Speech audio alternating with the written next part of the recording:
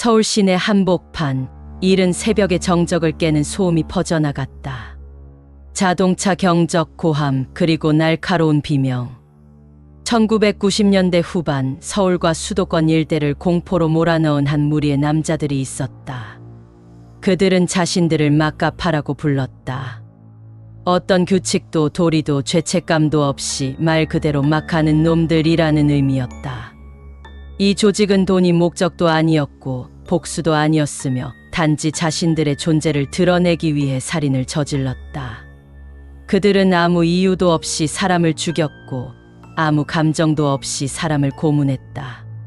대한민국 범죄사에서 전례가 없던 무차별 살인 조직의 시작이었다. 처음 경찰이 이들의 존재를 인지한 것은 한 여대생의 실종 사건에서부터였다.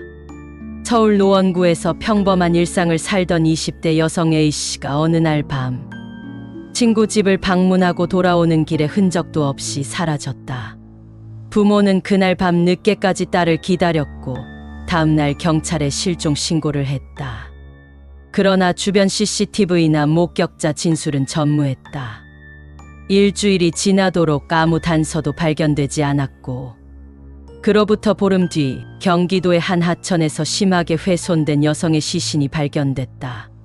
신원 확인 결과 그 시신은 실종됐던 A씨였다. 시신에는 수차례의 자상이 있었고 성폭행 흔적도 남아 있었다. 손목은 결박된 흔적이 있었고 입은 천으로 막혀 있었다.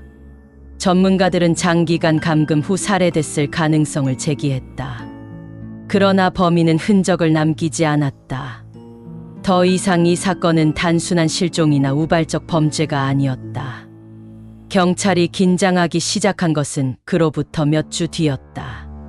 서울 은평구의 한 주택가에서 심야에 택시기사가 칼에 찔려 숨진 채 발견된 것이다. 피해자는 40대 남성으로 택시 안에서 좌석에 묶인 채 사망한 상태였다. 금품은 일부 사라졌지만 결정적인 단서는 없었다. 그리고 그로부터 며칠 뒤 고양시에서는 편의점을 턴 뒤 종업원을 살해한 사건이 발생했다. 수법이 유사했다. 묻고 폭행하고 찌르고 유기. 피해자는 대부분 저항하지도 못한 채 살해됐다. 이 일련의 사건들이 동일범의 소행이라는 단서는 사건 현장에서 발견된 유사한 끈, 그리고 범행 시간대의 일치였다. 경찰은 연쇄 강력범죄로 보고 수사를 확대했지만 범인은 늘 예측 불허였다. 이들은 CCTV를 피했으며 피해자는 대부분 무작위로 선정됐다. 경찰은 처음에 이들을 조직범이라 생각했으나 정작 이들의 행동에는 아무런 조직적인 체계도 없었다. 이들은 단지 몇 명의 출소자들이 모여 만든 공포의 그룹이었다.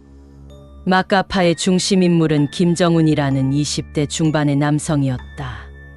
소년원과 교도소를 오가며 자란 그는 감정조절 장애와 분노조절 장애를 겪고 있었으며 세상에 대한 적개심이 극심했다. 그는 자신과 비슷한 처지의 청소년 출신들 6명을 모아 우리끼리 뭉치자며 작은 그룹을 만들었다. 이들은 원래 절도와 사기로 시작했으나 점차 폭력으로 범위를 넓혔고 곧 살인으로 발전했다. 이들은 놀랍게도 훈련을 하듯 범행을 계획했다. 한 명이 리더 역할을 하며 대상을 정하면 나머지는 각자 역할을 나눴다. 납치, 감금, 고문, 유기. 경찰은 그들을 미친 듯이 계획된 광기라고 불렀다. 가장 악명 높았던 사건은 화곡동 집단 성폭행 살인 사건이었다.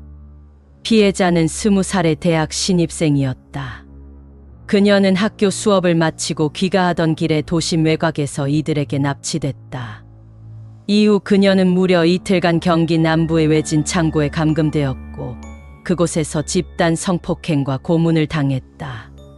범인들은 그녀를 비웃었고 학대했고 끝내 목숨을 빼앗았다. 그 과정에서 그들은 웃었다고 한다. 한 조직원은 훗날 경찰 조사에서 재미있어서 했다고 말했다. 이들의 범행은 멈출 기미가 없었다. 평범한 시민, 택시기사, 편의점 알바생, 행인, 여성, 노인. 그 누구도 예외가 아니었다. 누군가는 그들에게 단지 그 자리에 있었기 때문에 죽었다. 범행 지역은 점차 확대됐고 수법은 잔혹해졌다. 한 피해자는 살해된 뒤 시신이 토막나 유기됐고 또 다른 피해자는 화염 속에서 숨졌다. 경찰은 비상이 걸렸다. 전국에 수배령이 떨어졌고 정부는 특별수사본부를 설치했다. 결정적인 단서는 한 범인의 실수에서 나왔다. 그들은 경기 광명시의 한 모텔에서 범행을 시도하다가 피해자가 강하게 저항하면서 범인이 신분증을 떨어뜨리고 도주한 것이다. 곧이어 해당 인물이 전과자인 것이 밝혀졌고 수사는 급물살을 탔다. 경찰은 그의 통신 기록을 추적했고 드디어 인천의 한 고시원에서 김정훈과 조직원 3명을 체포했다. 체포 당시 이들은 아무런 저항도 하지 않았다. 오히려 일부는 이제 재미가 없어졌다고 말했다. 경찰 조사 과정에서 밝혀진 이들의 범행은 무려 20건 이상. 그중 절반은 살인이었고 나머지는 강도, 강간, 방화 등이었다. 재판은 국민적 관심 속에 진행됐다.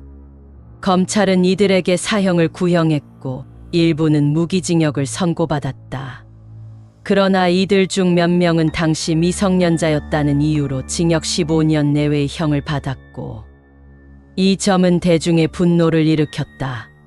소년법을 폐지하라는 청원이 쏟아졌고 언론과 시민사회는 이들이야말로 사회의 가장 위험한 존재였다며 분노를 표출했다. 시간이 흘렀다. 그러나 마카파 사건은 여전히 잊히지 않는다. 이 사건은 단순한 강력범죄가 아니라 악이라는 개념이 현실로 나타난 순간이었다. 그 어떤 윤리도 목적도 없는 살인. 피해자는 그저 살아있었고 그 자리에 있었던 이유로 죽었다. 사회는 그들을 막지 못했고 그들 중 일부는 아직도 살아있다. 마카파. 그 이름은 한국 범죄사에서 영원히 사라지지 않을 상징이 되었다. 우리 사회에 다시는 생기지 말아야 할 악의 집단인 것이다. 같은 공간에 있었다는 이유만으로 살해를 당한 한 맺힌 피해자들의 영혼이 부디 편안히 잠들기를 바란다. 영상이 유익하셨다면 구독과 좋아요, 알림 설정 부탁드립니다.